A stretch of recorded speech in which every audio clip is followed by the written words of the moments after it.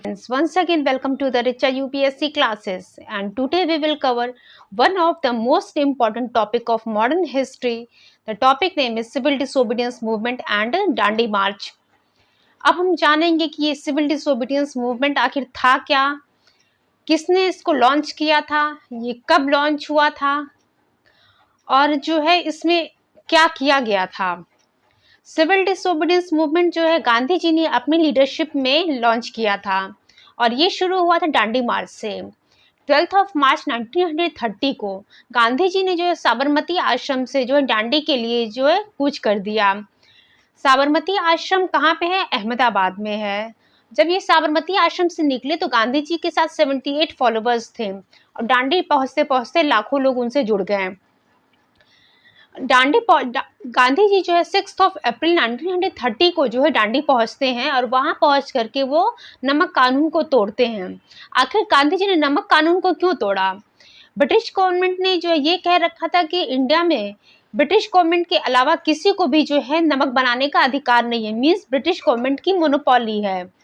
और ये जो सिविल असॉल्ट मार्च शुरू किया गांधी जी ने सिविल डिसोबीडियंस के फॉर्म में, ये जो है एक प्रकार से जनता के लिए जो है विरोध करने का तरीका बन गया ब्रिटिश गवर्नमेंट की पॉलिसीज के खिलाफ।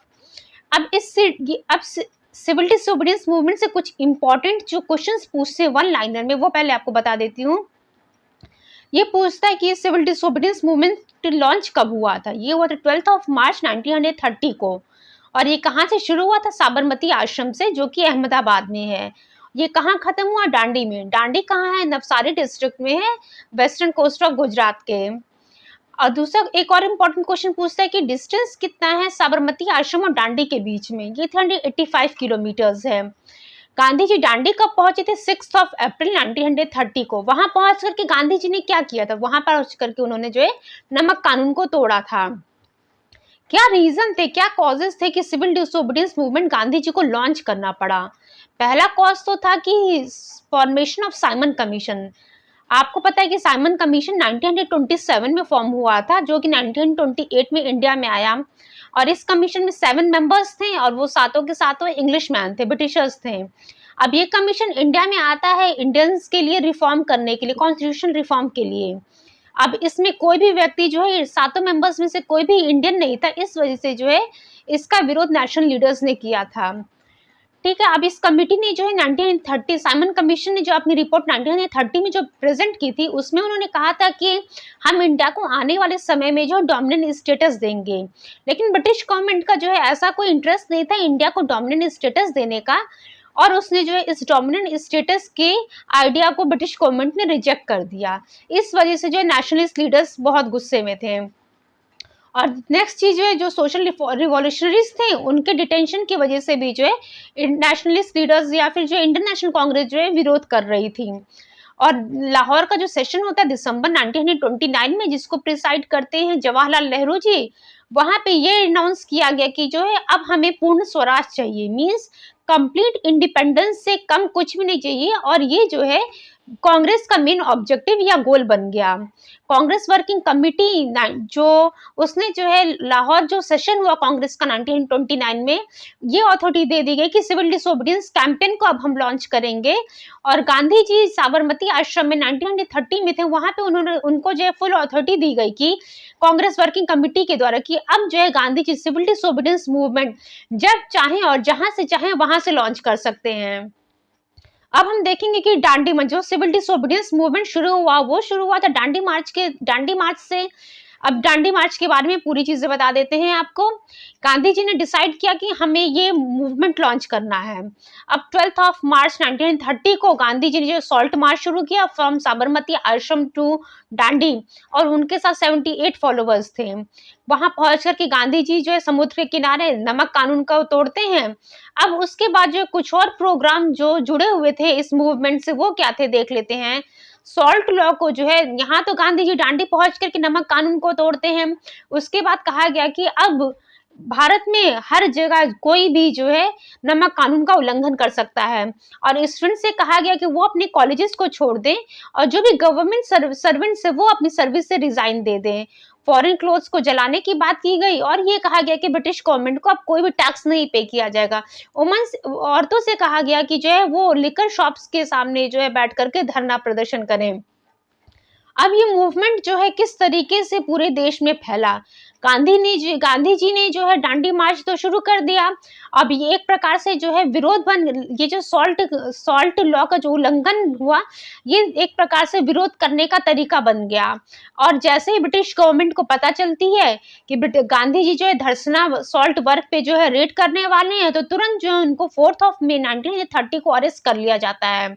और एक चीज आपको पता है कि जब मॉनसून आने वाला होता है, on the arrival of monsoon, salt manufacture जो सॉल्ट बनाने वाले थे उनको दिक्कत होने लगी कि कैसे सॉल्ट बनाया जाए। तो फिर कांग्रेस कमेटी ने ये डिसाइड किया कि जो है अब हम दूसरे तरीके से जो है इस सविनय अवज्ञा आंदोलन को जो है जारी रखेंगे। और लेकिन उसमें जो है हम जो इशू उठाएंगे वो सोशल इशू ही होनी चाहिए। और जो किस तरीके से जो है सिविल डिसोबीडियंस मूवमेंट अलग अलग प्रकार से शुरू किया गया। Non payment of revenue in ryotwari areas, chowkidari tax नहीं देनी थी जमींदारी एरियाज में, वो फॉरेस्ट लॉ के वॉलेशन की बात कही गई। और the social boycott of police and lower level administrative officials led to many resignations. ये सॉल्ट का आखिर में सॉल्ट को ही क्यों चूज किया गया, सॉल्ट का इंपॉर्टेंस क्या है इस सिविल डिसोबीडियंस मूवमेंट में।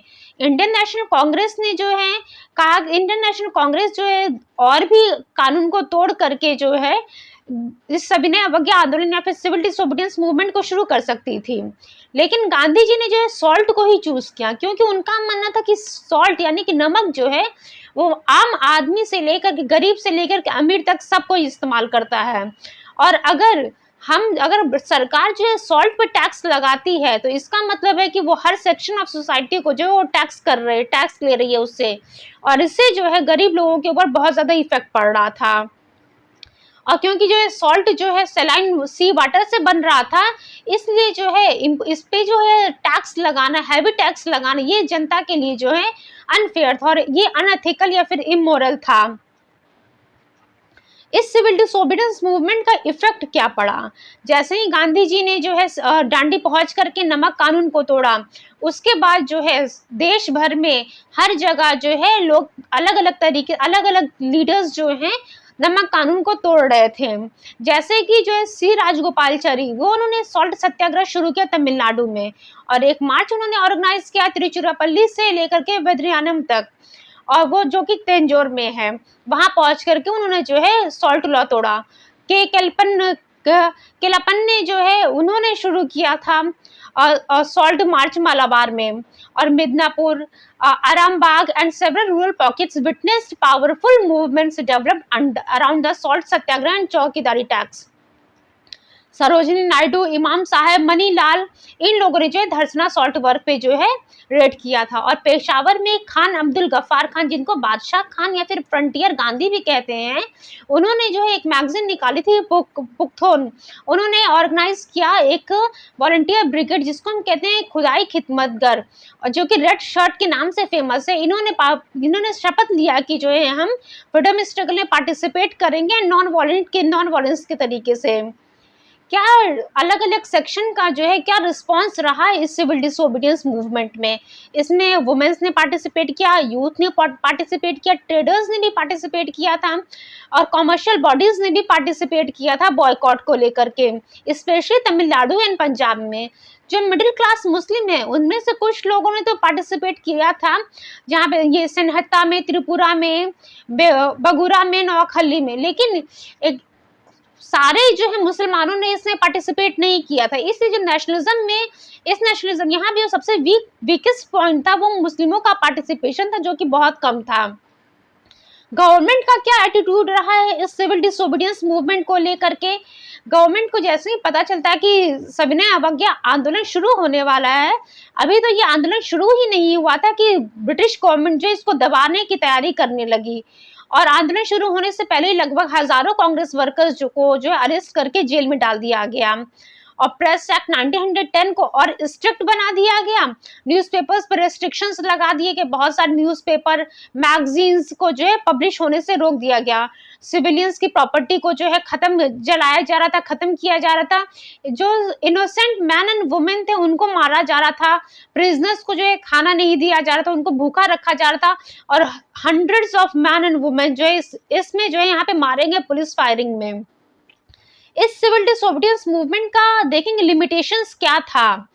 इसमें जो है अनटचेबल्स को जो है लगभग जो है नहीं इंक्लूड किया गया था, वो लोग पार्टिसिपेट नहीं किए थे।